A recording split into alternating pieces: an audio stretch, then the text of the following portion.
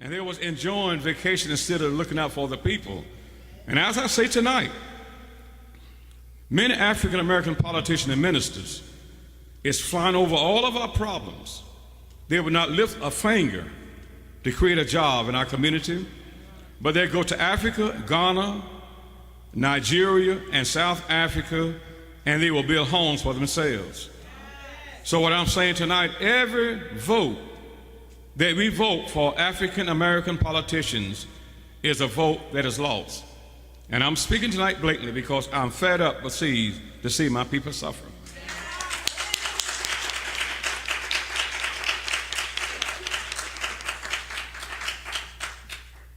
You know, when Hillary Clinton made a statement that she was overseas in Europe and she had been to a lot of different countries, I can understand, and she had went to a lot of countries, but it was using African Americans to help establish other countries around the world. In the late 90s, South Africa had received their independence. South America had received their independence from Spain. All the Middle East countries have received their independence from Great Britain. All Asian countries have received independence. Some nations have begun to repent of slavery, including the former Prime Minister, Tony Blair, the Anglican Church, Archbishop in London, also the U.S. House of Representatives. Maryland, Virginia, Georgia have offered their apology for the role in slavery. All that is good, but that is just the first step toward the right direction. If I went to IRS and say, well, I apologize for not paying my taxes, they want to arrest me. And if I went to a mortgage company and say, I would apologize for owing you 3 months unpaid mortgage, and you will see what will happen. So what we're not saying that we don't accept apology, but we're saying tonight to our young people, apology is just the first step in the right direction. We want reparation.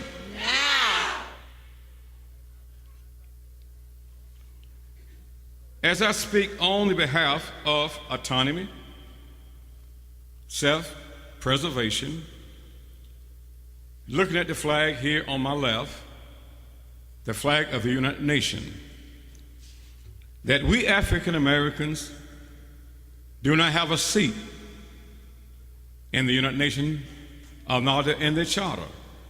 Matter of fact, we have been deprived from every agency to benefit from our atrocity. I want to ask my beloved daughter to read a letter I wrote to President Bush explaining the nature of our degradation. So on the paragraph, the first page, paragraph 2, and it is self-explanatory. Dear Mr. President, in my distress, Mr. President, being a local pastor in Charlotte, North Carolina, I am greatly concerned about my people.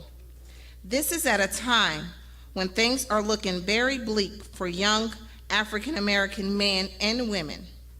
This seems to be the time when they are turning into a life of crime at an alarming rate.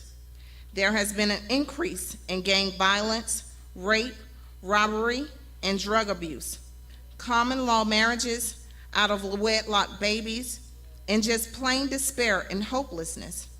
There are more than 585,000 children in foster care, 6.9 million people in the penal system, dissipation of the home, and an alarmingly high unemployment rate. 800,000 people go to bed every night hungry. Most of them are women and children. Almost 200 million children are underweight due to a lack of food. Malnutrition in children causes mental retardation and physical stunting. One child dies every 7 seconds from hunger. There is enough food in the world for everyone. There is a desperate need for change. This is my fourth appeal to you for your immediate attention, which will be highly appreciated concerning this matter. Read on. Mr. President, my appeal process includes local churches, local, state, and federal governments. I will be communicating with the Mayor of Charlotte, North Carolina, Mr. Pat McCrory, Governor Mike Easley, Congressman Melvin Watts, representing Charlotte, North Carolina, Congresswoman Sue Myrick, also representing North Carolina, both U.S. Senators from North Carolina, Elizabeth Dole and Richard Burr, in the District of Columbia. If we can pause for a moment. The letter I written President Bush, but to no avail, he has not answered my letter. In every speech he says on television, he's always talking about we're a peace-loving country and we love democracy. But why cannot he listen to ministers that he begged to vote him into the White House? As my daughter continued to read the letter I wrote to him. My vision and plan for my people is for the young African American men and women to get a second chance in life by becoming involved in a program similar to Job Corps. Only this program will take place in Liberia, West Africa. They will learn farming, construction, and truck driving skills. I believe that with a concerted effort from the federal, state, and local governments, the American people can be informed of a vision of resolve to move the African American community forward. This vision, sponsored by the United States and led by African Americans, working hand in hand, can and will lead to the reconstruction and the betterment of a new united Africa. I would like this project to begin in Liberia and continue to other African nations.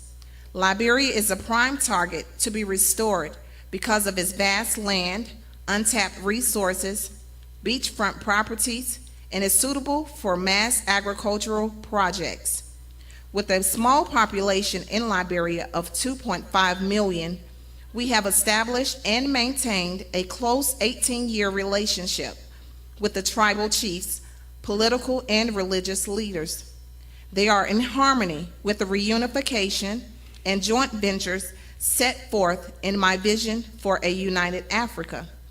Land is currently being allocated to slave descendants, which is a form of reparations for their role in slavery. They are inviting the children of slave descendants to return home to help rebuild and bring in new technology.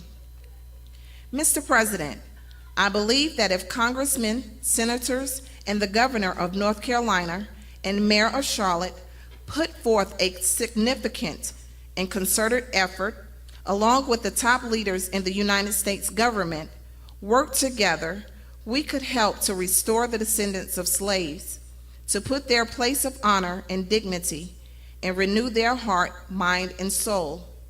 College graduates who have graduated from various universities and colleges with high debts and bleak futures because of unemployment find themselves losing faith and hope. I believe that with the vision already in hand, this will transcend all of your recent efforts. You aided in the removal of President Charles Taylor, stopping the bloodshed of thousands of innocent people and bringing forth democracy in Liberia. I strongly believe that if the federal, state, and local government will sponsor their sons and daughters of slave descendants, giving them a second chance and opportunity at freedom to govern themselves with God-fearing, fair-minded European American in a concert with the great vision, this would be equivalent to the great Abraham Lincoln and the conservative Republicans who abolished slavery in 1865. Further to say, President James Madison and James Monroe initiated American colonization and the establishment of the first republic in Africa, named Liberia, West Africa.